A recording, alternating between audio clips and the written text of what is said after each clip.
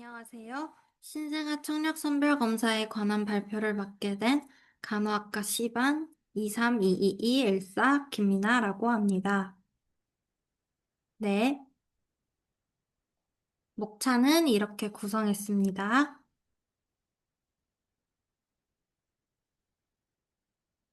교재 331페이지를 참고해 주시길 바랍니다.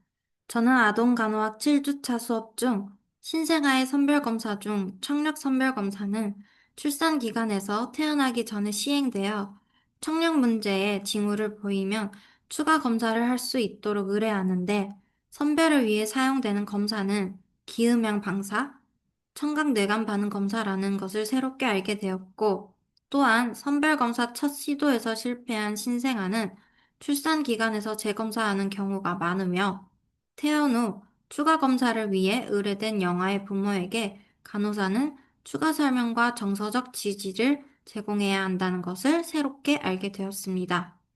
그렇다면 선별을 위해 시행되는 검사, 기음형 방사와 청각 뇌관 반응 검사는 어떻게 시행되어지는지, 그리고 각 검사의 정상적인 기준값은 어떻게 되는지, 비정상적인 경우에는 어떻게 판단되어지는지 더 나아가 알고 싶어 저는 신생아 청력 선별 검사에 대해 조사해 보게 되었습니다.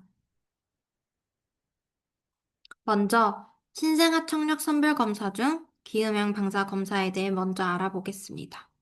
요즘은 거의 자동으로 시행을 하게 되는데요. 이 자동 이음양 방사 검사는 소리 자극을 주어 청각세포에서 발생하는 음향 진동파를 측정하여 와우, 달팽이 간의 이상 유무를 확인하는 검사로 대개 30에서 35데시벨 이상의 난청 유무를 자동적으로 선별하게 됩니다. 이 검사를 통해 패스, 통과, 리퍼, 재검으로 결과가 나오게 되는데요. 장점은 빠른 검사가 가능하고 비침습적이며 전극을 붙일 필요 없이 이어폰을 꽂는 것과 같이 프로브만 잘 위치시켜주면 주위의 소음을 효과적으로 막을 수 있다는 것과 중환자실처럼 모니터에 많은 전극이 연결되어 있어 측정 시 소음이 많이 발생하는 환경에서도 검사가 가능하다는 것입니다.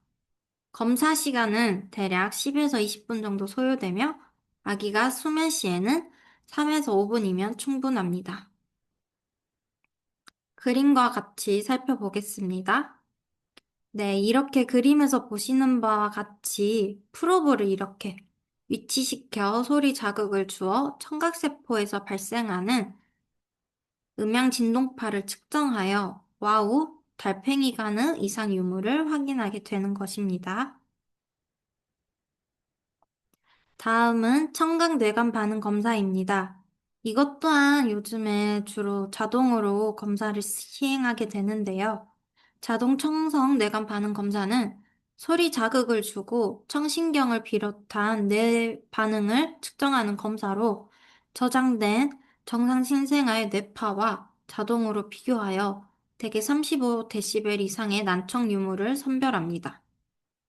이 검사도 앞의 자동 이음형 방사 검사와 마찬가지로 패스 통과, 리퍼, 재검으로 결과가 나오게 됩니다.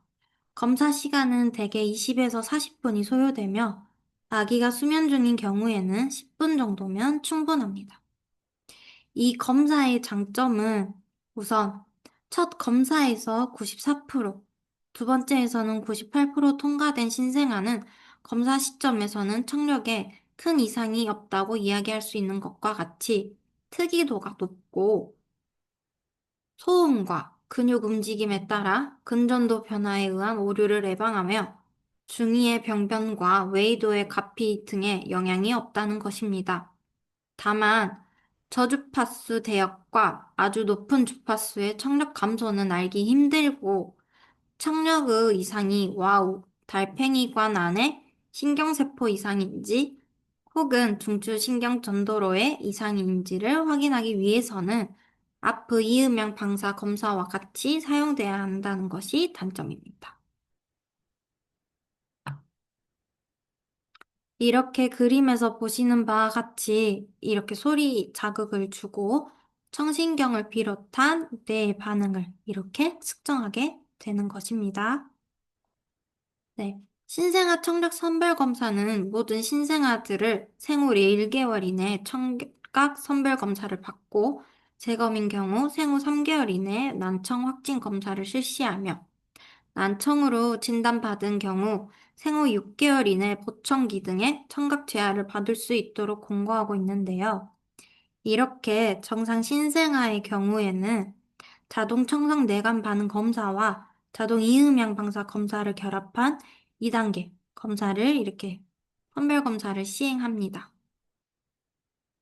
근데 이제 만약에 아기가 신생아 집중 치료실에 입원하고 있는 경우에는 이렇게 청성 뇌관 반응 검사를 먼저 시행하는 것을 권고하고 있고, 또한 자동 청성 뇌관 반응 검사 또는 자동 이음양 방사 검사 어느 검사에서라도 재검 결과가 나왔을 때 이렇게 1개월 후 다시 선별 검사를 시행하고 2차 선별 검사에서 또 재검을 통보받은 경우에는 이렇게 3개월경의 진단을 위한 정밀 청력 검사를 권고하고 있습니다.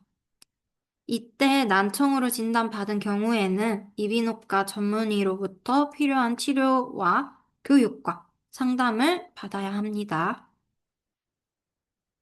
검사 결과가 이렇게 이렇게 패스일 경우에는 검사 결과 청력이 정상적인 언어 발달을 하기에 충분하며 아기의 연령별 언어 발달을 참고하시어 많은 관심을 기울이시길 바랍니다. 또한 본 검사는 선천성 청각 선별 검사로 향후에 성장 과정에 발생될 수 있는 청각장애를 검사할 수는 없습니다. 성장 과정에서 발생할 수 있는 여러 가지 질환으로 청각장애가 일어날 수 있음을 참고하시길 바랍니다. 라고 보호자에게 설명이나 안내를 해야 합니다.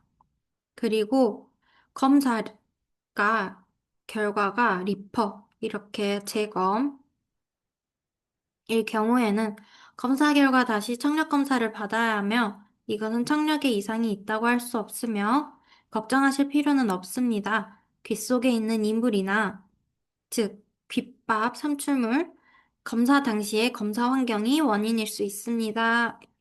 1개월 이내에 재검사를 받으셔서 청력 상태를 확인하시길 바랍니다.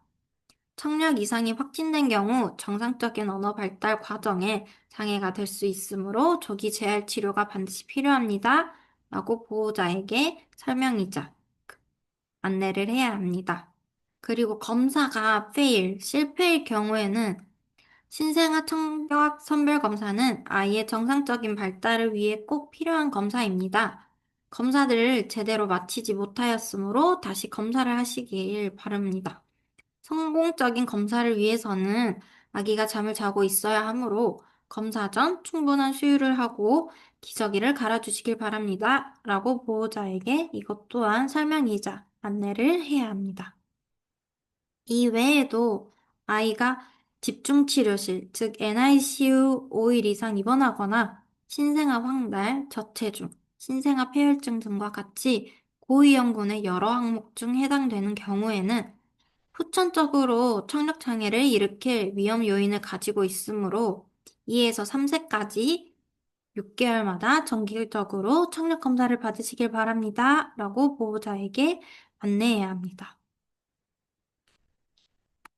네, 이거 설명은 이렇게 앞에서 다 했고요. 네. 자동 이음양 방사 검사와 자동 청각 뇌관 반응 검사와 이 외에도 청각 뇌관 반응 역치 검사는 이렇게 선별 검사는 아니며 반복되는 재검 시 이비인후과에서 난청 정도를 진단하기 위해 시행하는 객관적 확진 검사입니다. 이 검사는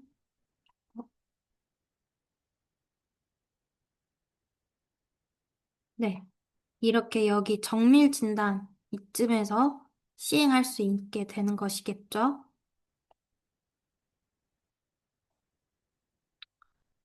저는 일단 느낀 점으로는 신생아의 청력 선별을 위해 시행되는 검사의 종류, 자동 이음양 방사 검사와 자동 청성 뇌관 반응 검사의 시행 방법과 또한 과정 및 결과에 대해 학습할 수 있는 계기가 되었습니다. 즉, 더 나아가 알고 싶은 점에 궁금증을 해소할 수 있는 계기가 되었습니다. 더불어 제게는 너무나도 당연시 되는 청력이 누군가에게는 당연시 되지 못할 수 있겠다는 것을 깨닫게 되고 미래의 간호사가 되어 과연 이들을 위해 내가 할 수 있는 간호란 무엇일까에 대해 생각해 보게 되는 계기가 되었습니다. 저의 실천할 점은 첫째, 물론 간호사로서 신체적 및 심리적으로 고통받고 있는 간호 대상자를 간호하는 것이 우선이나 그의 가족들을 정서적 지지 또한 간호사가 제공해야 하는 간호사의 업무라고 생각되며 이를 실천할 수 있는 간호사가 될 수 있도록 공감 능력 함양을 실천할 것입니다. 둘째, 더불어 감정이 예민할 수 있는 그의 가족과 그들을 위해 완만하게 대할 수 있는 의사소통 능력 함양 또한 실천할 것입니다. 셋째, 현재 임하고 있는 실기 수업을 결코 내가 마주하기 어려운 간호 대상자라고 생각하지 않고 내가 언제든 마주할 수 있는 간호 대상자라고 생각하고 실기 수업을 적극적으로 수행하는 것을 실천할 것입니다. 네, 제가 이제까지 설명했던 것을 바탕으로 퀴즈 두 문제를 만들어 보게 되었는데요. 한번, 네, 진행해 보겠습니다. 자동 이음향 방사 검사의 특징으로 옳은 것은 무엇일까요? 네, 답은 5번. 검사 시간은 대략 10에서 20분 정도 소요된다. 이것이겠죠? 자, 1번이 아닌 이유는 빠른 검사를 하기 어렵다. 네, 자동 이음향 방사 검사는 빠른 검사를 할 수가 있는 거죠. 그리고 프로브를 이용하기에 침습적인 검사이다. 이거는 비침습적인 검사입니다. 그리고 주위의 소음을 효과적으로 막기 어렵다. 주위의 소음을 효과적으로 막기 쉽죠. 그리고 소음이 많이 발생하는 환경에서 검사하기 어렵다. 검사할 수가 있죠. 그래서 이게 다 이 반대들이 다 자동 이음향 방사 검사의 장점이라고 할 수가 있는 것이죠. 그 다음은 신생아 청력 선별 검사 결과 리퍼 재검이 나왔다. 이때 보호자에게 안내해야 할 말로 옳은 것은 무엇일까요? 네. 귓속의 이물이 원인일 수 있습니다. 검사 당시 검사 환경이 원인일 수 있습니다. 라고 해야 되겠죠. 1번. 청력에 이상이 있으니 다시 청력 검사를 받으셔야 합니다. 이게 아닌 것은 청력에 이상이 있다고 하는 것이 아니라 다시 청력 검사를 받아야 하되 이것이 청력에 이상이 있다고 할 수는 없으며 걱정하실 필요는 없습니다. 라고 안내를 해야겠죠. 그리고 4번, 3개월 이내에 재검사를 받으셔서 청력 상태를 확인하시길 바랍니다. 이것은 3개월 이내가 아니라 1개월 이내여야겠죠. 그리고 5번, 청력 이상이 확진된 경우 아기의 연령별 언어 발달을 참고하시어 많은 관심을 기울이시길 바랍니다. 이거는 청력 이상이 확진되었으면 언어 발달 과정에 장애가 될 수 있으므로 조기 재활 치료가 반드시 필요합니다. 라고 보호자에게 안내해야 합니다. 네, 퀴즈는 이렇게 두 문제 다 끝났고요. 제가 참고한 문헌은 이렇게 있습니다. 네, 이상으로 발표를 마치겠습니다. 발표를 들어주셔서 감사합니다.